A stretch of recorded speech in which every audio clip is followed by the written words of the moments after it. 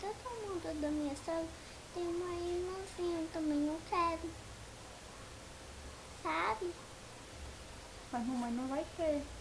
Não, eu queria táxi.